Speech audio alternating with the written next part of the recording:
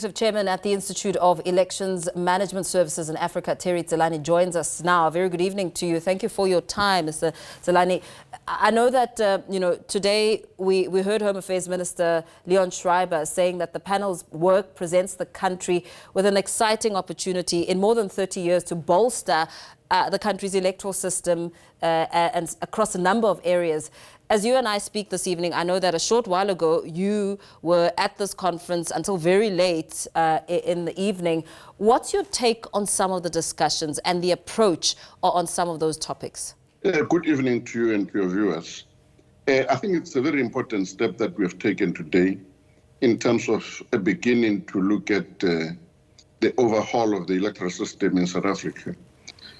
The discussions revolve largely around the research that has already been done in relation to the consultations that have taken place, particularly by the team that is led by Professor Tselane at UJ, who have been to almost 18 cities, basically to try to solicit opinion of people in relation to the kind of the system that they think they would like to have. So that on its own, I think it's a very important step.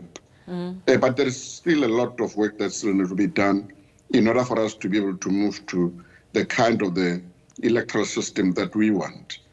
It is too early to say that there is one system that we all gravitating towards, but I think the intention at this stage is not really to develop a blueprint, but to develop policy options so that Parliament can actually be able to take a decision based on a number of policy options that will be there.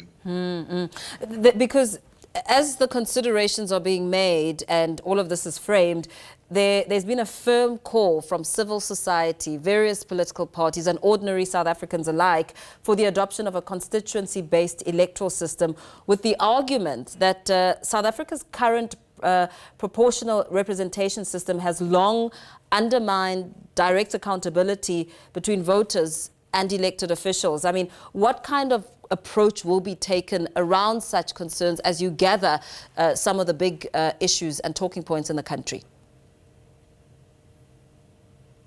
I think to a large extent, political parties are beginning to lose credibility and legitimacy in terms of the way the electorate looks at them. And I think they have a responsibility to try to work very hard to win the hearts and minds of people in order for people to begin to believe and trust in political parties. But as you correctly pointed out, the issue that has been raised is the issue around accountability, to say political parties, once they participate in the elections, they go all out there to get people to support them, but the electorate do not know who they are voting for.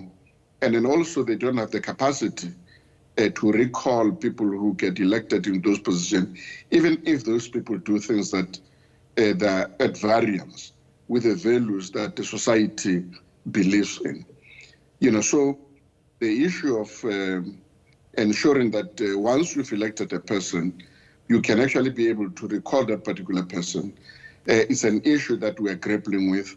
And I think finally, we were going to have to come up with a position that we can begin to gravitate towards, even though, as I've already indicated, the intention is basically to come up with policy options that Parliament will eventually take a decision on in terms of what system they believe would actually be the most appropriate for the country. Yeah.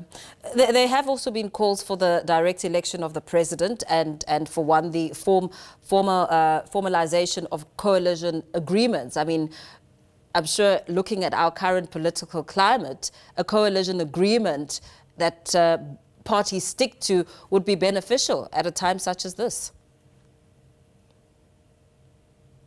The coalition arrangement obviously works in the current system where you don't have one dominant political party, and therefore political parties have got to come together to agree on a leader or a president or a premier or a mayor who's actually going to take over as a leader of that particular area.